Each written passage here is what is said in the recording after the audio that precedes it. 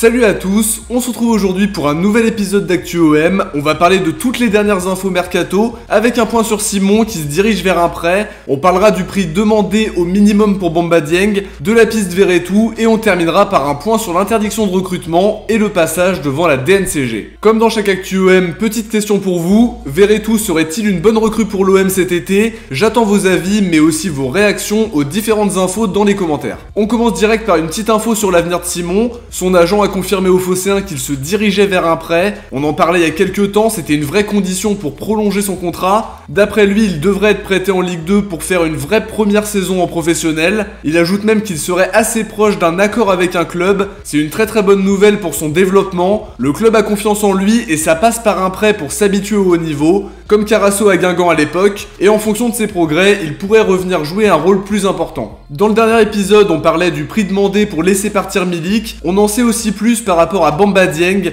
Lui de son côté veut rester à l'OM la saison prochaine, mais de l'autre côté, la direction sait aussi qu'il aura des prétendants et qu'une belle offre pourrait arriver. D'après la Provence, il demande 15 millions minimum pour le laisser partir. Je trouve que ça reste assez faible par rapport à son potentiel. On peut espérer en tirer plus s'il fait une saison pleine chez nous avec encore un meilleur bilan statistique. Je le garderai cet été, mais Longoria réfléchira peut-être à deux fois si une offre impossible à refuser arrive sur la table. Nouvelle rumeur sortie aujourd'hui par RMC Sport. D'après eux, le FC Nantes voudrait absolument s'offrir Milik cet été. Une info que je trouve vraiment improbable parce que je vois pas Nantes payer l'indemnité et assumer son salaire qui approche des 400 000 € bruts mensuels. Nantes sera en Europa League, mais de son côté, Milik voudra jouer la LDC. J'ai du mal à le voir partir alors que la saison commencera à quelques mois seulement de la Coupe du Monde. L'info est peut-être pas fausse pour autant, c'est largement possible que Nantes veuille recruter Milik absolument, mais je pense qu'en tout cas c'est vraiment pas réalisable, même si je peux me tromper. Au rang des arrivées, ça reparle de la piste Verretou qu'on avait déjà évoqué il y a quelques semaines de ça dans Actu OM. Ce serait toujours d'actualité d'après Il Romanista. Des discussions seraient même en cours avec la Roma en vue d'un potentiel transfert.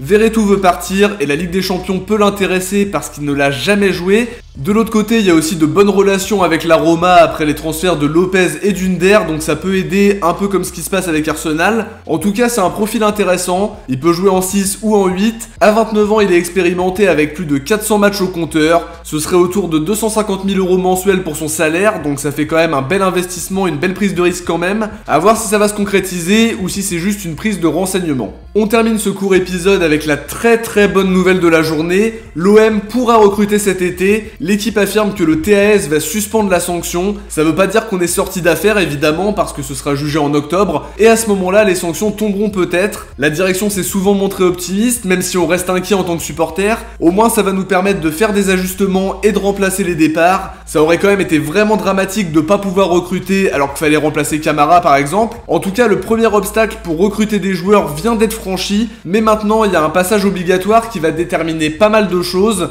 Toujours selon RMC Sport, l'OM passera devant la DNCG ce mardi. Le club espère que sa masse salariale ne sera plus encadrée pour pouvoir recruter avec moins de contraintes. En tout cas, on sera très vite fixé et les premiers dossiers devraient rapidement s'accélérer par la suite. De notre côté, on arrive à la fin de ce petit épisode. J'espère que ça vous a plu. Si c'est le cas, n'hésitez pas à liker et à vous abonner pour ne rien louper de l'actu de l'OM. On se retrouve très vite pour d'autres vidéos. Ciao, portez-vous bien et surtout allez l'OM.